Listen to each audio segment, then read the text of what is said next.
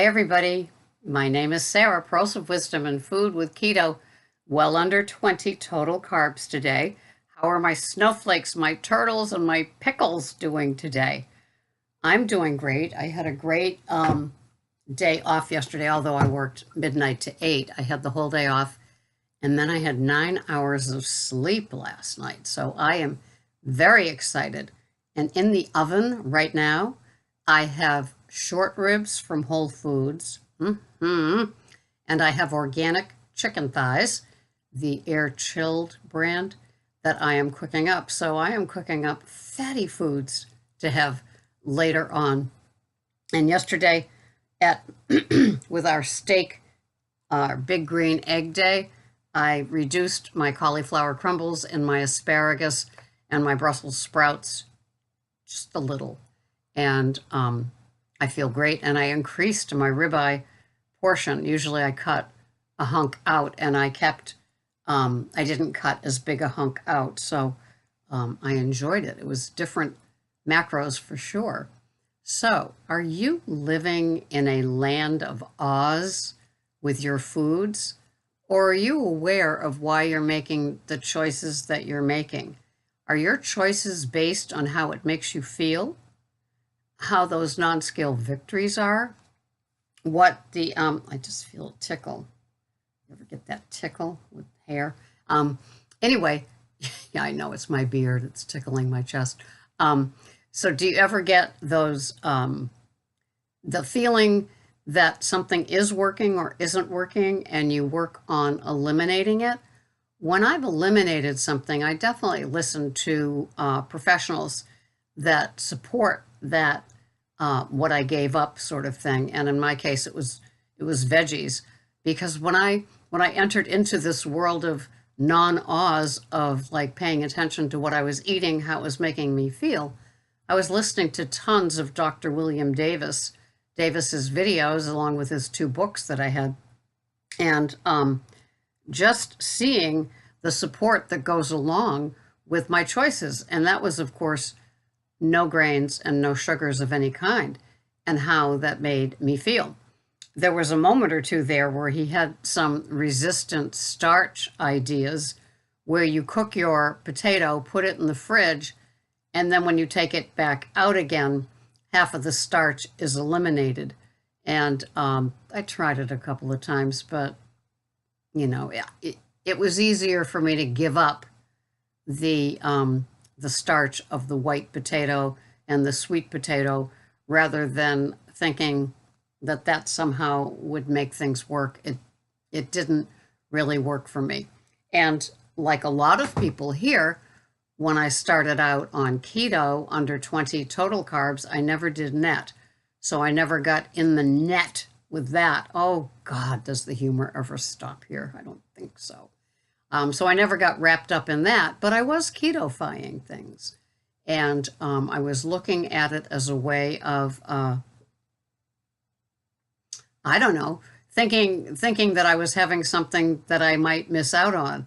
Ironically, by giving up the sugar and the grains, way back in Dr. Davis's time with the low-carb, high-fat plan, I lost my sugar craving, my sweet need. I didn't have that.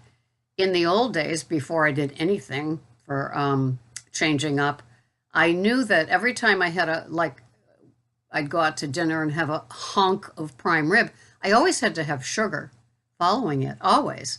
And I was totally addicted to it. Now, I don't know if I was addicted to the behavior of the dessert after, or some sort of thing inside my body just craved sweet after having it. And I always had the baked potato with the prime rib, of course. So I don't know. I just don't know what it is. But now I don't have a sweet craving. But yet I was doing the keto-fying of some desserts and some recipes. And I was buying, the $7 jar of McCormick spice just to add to it, to make for that 1/4 teaspoon, so the recipe would have that je ne sais pas sort of taste. And crazy times. Now it's just so simple, and it's getting more and more simple all the time. You know, every Monday through Friday, I have in the perfect world, it's baby butter lettuce. Now I know I have two suppliers for my drug. One is Olivia's and the other one is the Organic Girl that Whole Foods carries. So I try to keep my supply in. I made a salad today with what I had left over of the Organic Girl, and I bought a new container a couple of days ago. So I'm covered with that, and I always like that feeling of being covered. Something to go with my fatty meats, my thighs and my spare ribs, short ribs.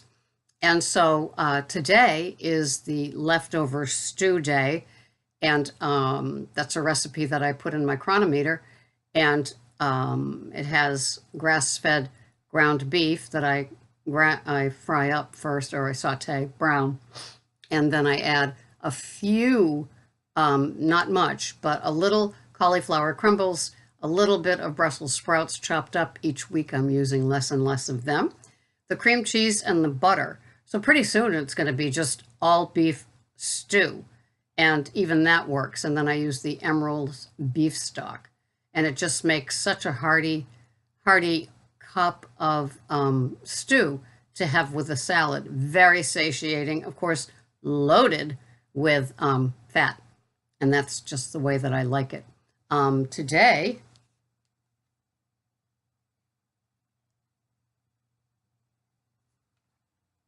these are my macros. My calories are 1,273. My protein is 43.9.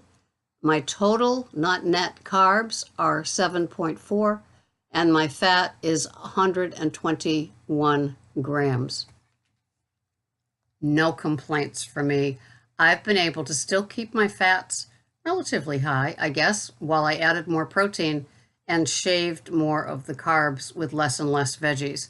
It just seems to be something that's working. I think I have the taste for savory, and I love savory, and savory to me is just this rich, fatty meat, and it's having the cottage cheese with the baby butter lettuce and 2 tablespoons of the oils. I could probably give up some of that oil too, because the cottage cheese seems to provide enough with that. So I'm just generally more and more happy with the little bit of tweaks that I make. I have planned out my food for the week, and I have a Cobb salad coming up on Friday. I will either cook a boneless chicken thigh and shred it to put on it, or I will get some pork and cook that low and slow and shred that and put that on. My taste buds are saying, ooh, do a pork Cobb salad. That sounds really good. It does, doesn't it? And so I've got the filet mignon to have later on this week too. And then I'm having a Pete and Jerry jumbo 2-egg omelet with uncured Genoa salami, cream cheese, and Roth Haradi organic cheese in that omelet, along with the salad with the cottage cheese.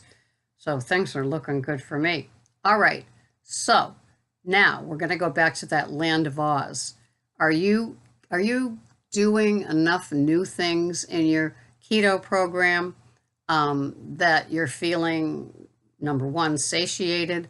Are you 2 meals a day and wanting to go to 1 meal a day? Are you 2 meals a day and happy at 2 meals a day? I don't know too many people that do 3 meals a day still, but some people do 2 meals a day and they wake up hungry, so they have a morning meal, and then they go the whole day of work or not working, whatever it is, the whole day, and then they don't eat again until some sort of dinner time, and that seems to work for them. Some people have like 2 fatty coffees, one at first, then some sort of 1 meal, and then another fatty coffee to get them to the second meal. And as long as the proper fats are in those coffees, first, it'll fuel you, and second, it will not spike your blood sugar or your insulin. So it's still like having the 2 meals a day. I know for me, as I went from 2 meals a day to the 1, shortening up that window of a time to eat So it might be the first meal's at 10 a.m. and the last meal's at 7 a.m. So you've got that window of 7 hours, and then shaving it, like making the first meal at 11 and then keeping the 5. So then that's 6 hours. And anyway, I kept shrinking those two until my first meal was at noon and my second meal was at 3. At that time, I only had the one fatty coffee. So it was still like the 3 meals, as it were. I count my 2 fatty coffees as kind of like the mini meals, just the fat, darling, and to carry me through to the OMAD. I have my OMAD between 2:30 and 3:30 every day. And I have a whacked schedule anyway because I work overnights. So that's how that works for me. And so then I just go about my day with my 2 coffees that I turn into lattes. So I guess I drink a lot of coffee. It's just basically like when I have my Vita cup, I do the biggest one, which I think is like 14 ounces, a 14-ounce cup. I don't know. It's a new Keurig, and it really doesn't say. And then I have a second one added to it. So I just use the one pod, and I make it strong. So then I just add my 60 grams of heavy whipping cream, which is 2 tablespoons, and froth it up in my NutriBullet. And so it's delicious, and it works for me. And so I will come home from my meeting today, a couple of hours from now, actually 1 hour from now, and I will come home and I will have my second fatty coffee frothed up, and I will use my organic coffee and my new stainless steel little pour over type of thing. Doesn't need a filter because it's very, very fine. So that works for me too. And when I went to Whole Foods this week, their Allegro organic coffee was $4.99 for a 12-ounce bag. That's half the price. So I got a couple of those. I think Italian roast and French roast, and those will work for me as well. So I'm just muddling through. I've upped my protein, which is still, I guess, relatively low, and my fats remain consistent, which I guess moderately high for me. And the carbs, I love keeping them when it is just the lettuce and the cottage cheese are the only 2 carbs. And so because there's probably a couple of carbs in the leftover stew with the cauliflower crumbles and the Brussels sprouts, even though those are reduced, it got the carbs up to, what was it? I can't even remember. 7.4 total. So my total carbs are under 8 for the day, and I'm very happy about that. I think in the no matter what sort of, not club, but the no matter what with your foods, keeping your carbs low and your protein and your fats at a place where you're satiated and content as you go through the day is what's important. Not adding more carbs in because you feel like you might be hungry or something like that.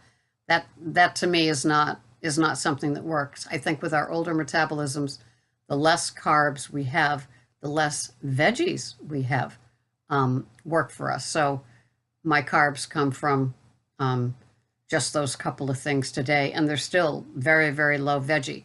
I know the ones I had reactions from was definitely broccoli. I think that my cauliflower carbs and my Brussels sprouts are kind of innocuous. They don't bother me. I just still want to keep them low.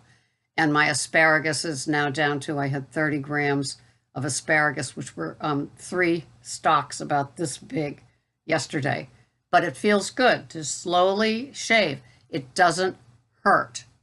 And I still feel better. And I like the larger portion of ribeye with my Amish butter on it. It just works.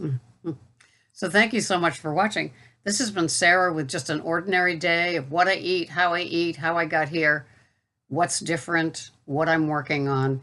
And I will see you the next time. If you need that one-on-one, KetoCoachingSarah.com, KetoCoachingSarah.com. Thank you, my pickles. I'm glad you're here. And I know that once you're a pickle, you can't go back to being a cucumber. And that's one of those veggies with all the seeds in it. I don't think Dr. Gondry would like that. See you the next time here at Pearls of Wisdom and Food. Thanks for watching. Bye-bye for now.